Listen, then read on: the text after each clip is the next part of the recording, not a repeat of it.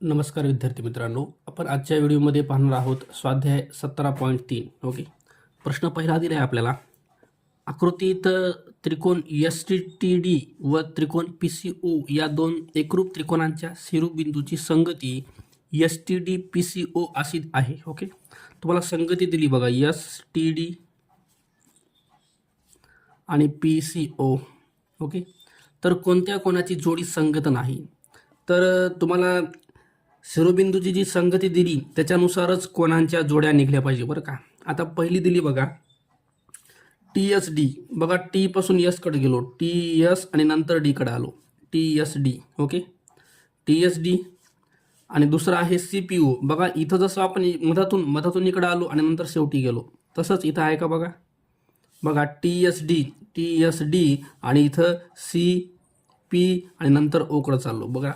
Okay, T S D C P O ही एकदम योग्य आहे बरं का. आपल्याला विचारलं काय, त्या कोणाची जोडी संगत नाही असं विचारलंय, तर ही जी आहे ही योग्य आहे. दुसरी टी डी एस. बघा टी पासून डी कडे चाललो, टी डी पासून नंतर एस कडे आलो बरं का. तसं सी ओ पी यायला पाहिजे, आहे सी ओ पी. ओके, हे पण योग्य आहे. तिसरी D T S. D T S म्हणजे सरळ आपण मागे यायलो बरं का, उलटं यायलो, उलटं डी टी एस. तर ही तुमची पाहिजे होती ओ सी पी. हे पण योग्य आहे. हे उलटं आहे, हे पण उलटं आहे सरळ. ओके. त्याच्यानंतर एस डी टी म्हणजे पहिल्यापासून शेवटला आणि नंतर मधात यायलो, तर इथं पहिल्यापासून शेवटला पी ओ सी पाहिजे, तर त्यांनी पी सी ओ दिले. ओके. बघा तर ही जी जोडी आहे ही योग्य नाही आहे. पर्याय 4 तुमचं उत्तर असेल. प्रश्न क्रमांक 2 दिला आहे. त्रिकोण ए बी सी एकरूप त्रिकोण ई डी एफ असल्यास पुढीलपैकी कोणते विधान चूक आहे. ओके. बघा त्रिकोण कोणते एकरूप आहेत. त्रिकोण ए बी सी हा एकरूप दिला आहे त्रिकोण ई डी एफ सोबत. ओके.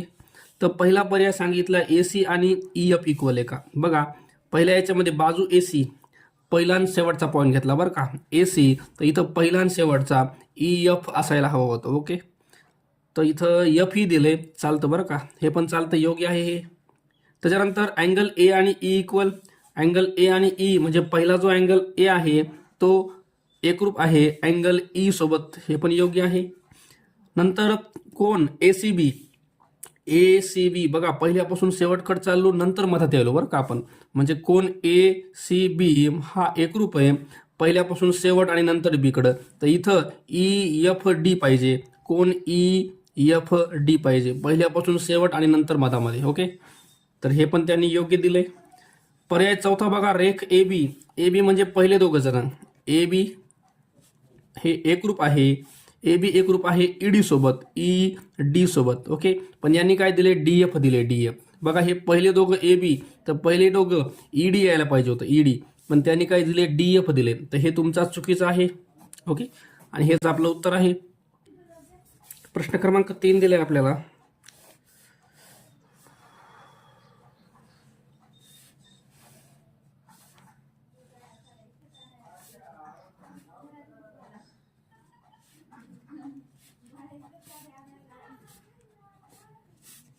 चला याच्यामध्ये इथला जो कोण आहे तो आहे 42 अंशाचा आणि विचारलाय तुम्हाला ए ओ बी, हा तुम्हाला बाहेरचा कोण विचारलाय. ओके. तर काय करू बघा आपण, हा जो चौकोन आहे डी सी ई ओ या चौकोनामध्ये हा कोण कितीचा आहे, 90चा आहे. हा कोण 42चा आहे आणि हा कोण 90चा आहे. ओके. तर आपल्याला इथला हा जो कोण आहे ई ओ डी हा काढायचा आहे. तर ई ओ डी काढण्यासाठी, कोण ई ओ डी काढण्यासाठी 360 मधून आपल्याला वजा करता येतं ह्या तिघांची बेरीज. तिघं कोण कोण आहेत, ई डी आणि सी. ई आणि डी 90 आणि 90 180 आणि 42 किती व्हायले, तर हे व्हायले 222. ओके. 360 मधून 222 या तिघांची बेरीज वजा केली तर इथला कोण भेटल, इथला भेटला की विरुद्ध कोणाच्या सहाय्यानं आपल्याला ए ओ बी काढता येईल. ओके. चला मायनस करू आपण. 8, 5 मधून 2 गेले 3, 3 मधून 2 गेला 1, 138. तर हा कोण याला तुमचा 138 आणि हा जर 138 येत असेल तर कोण ए ओ बी ह्याचं माप सुद्धा किती येणार आहे तुमचं, 138 अंश येणार आहे. ओके. हा विरुद्ध कोण आहे बरं का. तर पर्याय 4 हे तुमचं उत्तर असेल. प्रश्न क्रमांक 4 दिलाय. त्रिकोण ए बी सी हा समभुज असून, बघा समभुज त्रिकोण आहे म्हणजे तिन्ही पण बाजू याच्या समान आहेत. ABC हा समभुज आहे. AD मध्य काय, मध्य का म्हणजे ए पासून निघणार आहे आणि BCच्या एकदम सेंटरला पोहोचणार आहे डी पॉईंटमध्ये, ही मध्य काय बरं का. त्याच्यानंतर BD 3 आहे, BD हे अंतर 3 आहे. AB किती आहे विचारले आपल्याला, हे अंतर विचारले हे. ओके, तर हे जे डी पॉईंट आहे, हा डी पॉईंट BCच्या एकदम मध्यभागी सेंटरला आहे. जर हे अंतर 3 असेल तर इकडचं अंतर किती असणार, 3 असणार आहे. तर टोटल BC किती झाला, 6 मापाचा झाला. आणि हा जो त्रिकोण आहे हा समभुज त्रिकोण आहे, ह्याचे प्रत्येक बाजूचं माप किती आहे, सारखं असतं. तर हे 6 आहे, तर हे सुद्धा किती असणार आहे, 6 असणार आहे. ओके, तर पर्याय 3 AB 6 सेमी हे तुमचं उत्तर आहे. प्रश्न क्रमांक 5 दिलाय. सोबतच्या आकृतीत 6 समभुज त्रिकोणांचा मिळून बनलेला एक सुसम षटकोन दर्शवला आहे.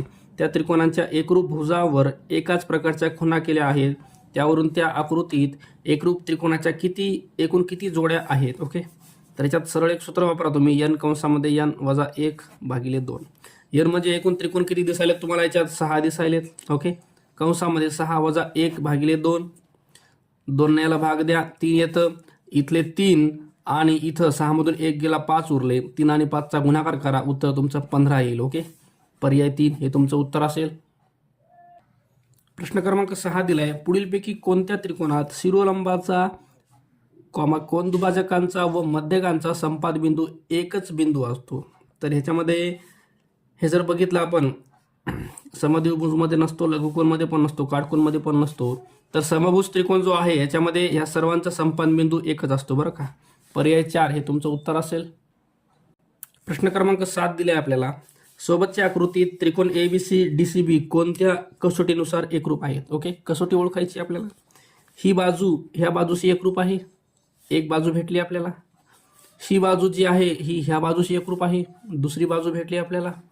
त्याच्यानंतर ही जी बाजू आहे BC, ही बाजू दोन्ही पण त्रिकोणामध्ये कशी आहे, सारखीच आहे, कॉमन आहे, सामायिक आहे. ओके, तर ही तिसरी बाजू आहे तुमची. ओके, तर 3 बाजू याच्यामध्ये एकरूप आहेत, म्हणून हे 2 त्रिकोण तुमचे एकरूप आहेत. त्याच्यामध्ये बाबा कसोटी येते. पर्याय क्रमांक 1 हे तुमचं उत्तर असेल.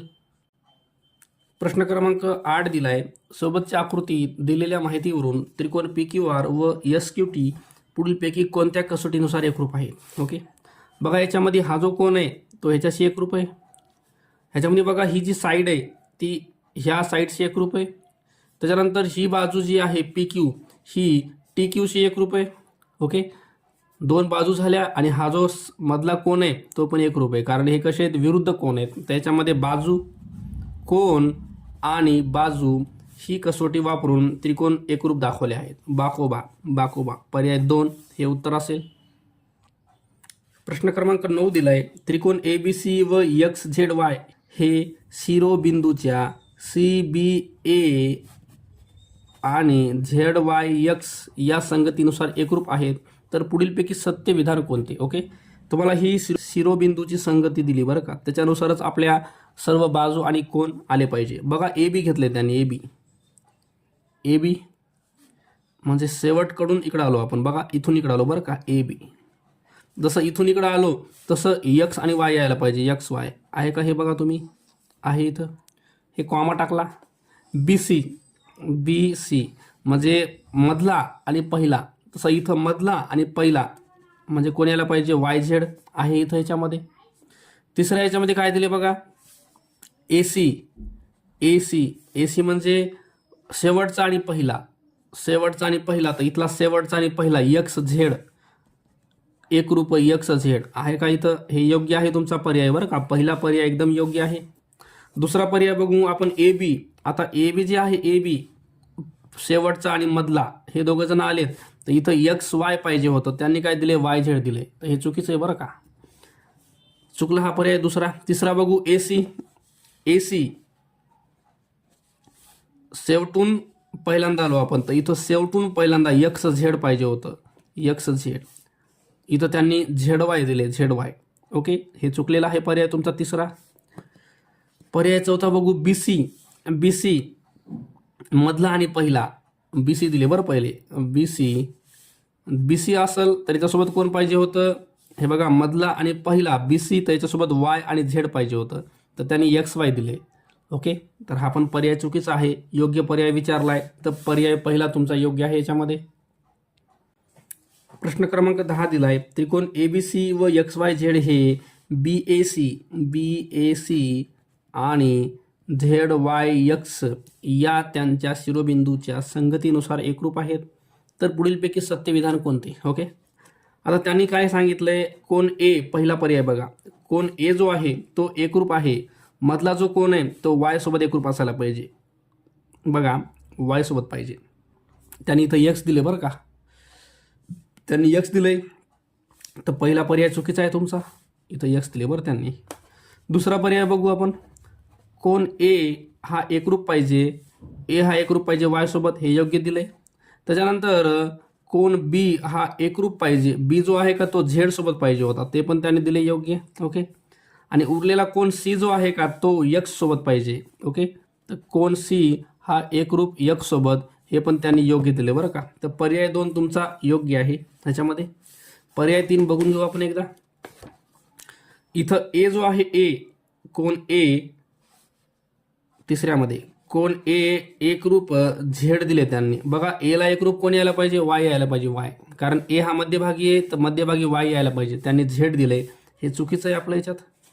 पर्याय 4 बघू आपण, एला एकरूप कोण पाहिजे, वाय पाहिजे, त्यांनी काय दिले, एक्स दिले, हे पण चुकीचं आहे. ओके, तर पर्याय 2 तुमचा योग्य राहील. प्रश्न क्रमांक 11 दिलाय, सोबतच्या आकृतीत रेख वायन व रेख झेडएम हे कोण दुभाजक असून मापकोन एक्स बरोबर 62 तर एमटीएन किती? ओके, बघा तुम्हाला काय विचारलं आकृतीमध्ये.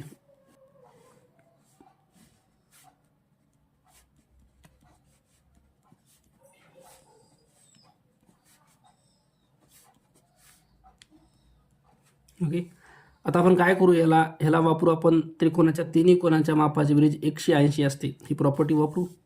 त्याच्यानुसार कोण एक्स, कोण वाय, कोण झेड तिघांची बेरीज 180 लिहितोय मी. ओके, तर एक्सचं माप दिले आपल्याला किती आहे, 62, प्लस वाय जो आहे वायला असंच ठेवून द्या, प्लस झेडला पण असंच ठेवून द्या, इकडे 180 आहे, म्हणजे वाय प्लस झेड बरोबर 180 वजा 62 करा.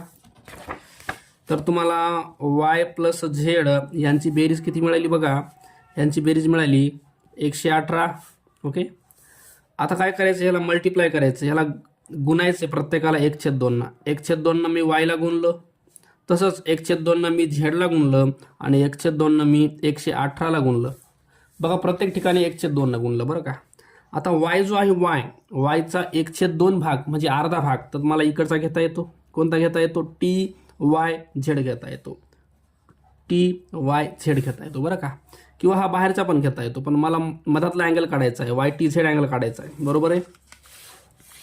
एम टी एन काढायचा आहे, पण एम टी एनसाठी आपल्याला वाय टी झेड काढणं महत्त्वाचं आहे, इथून मग नंतर वर जाता येईल आपल्याला. ओके, तर बघा, मी हे जे आहे कोण वायचा अर्धा भाग म्हणजे टी वाय झेड हा मधला घेतला, तसंच कोण झेडचा अर्धा भाग, कोण झेड हा पूर्ण आहे, कोण झेडचा अर्धा भाग म्हणजे हा मी एवढा घेतोय, त्याचं नाव आहे टी झेड वाय. कोण टी झेड वाय बरोबर, ह्याला जर 2 मी डिवाइड केलं तर 2×5 = 10, 92, 18, तर हे तुमचं 59. ओके, आता बघा, टी वाय झेड आणि टी झेड वाय दोघांची बेरीज 59 आली. आता हा जो छोटा त्रिकोण आहे टी वाय झेड, ह्याच्यामध्ये आपण तिघांची पण बेरीज 180 ठेवूया. बघा, ह्याच्यानुसार कोण वाय टी झेड अधिक टी वाय झेड, कोण T Y Z plus T Z Y तिघांची बेरीज 180 ठेवली मी. त्यापैकी ह्या दोघांची बेरीज आपण इथं काढली आहे, T Y Z T Z Y, ह्यांची बेरीज आहे 59, प्लस इथं आहे वाय टी झेड बरोबर 180. तुम्हाला काढायचं आहे वाय टी झेड बरोबर 180 मायनस 59.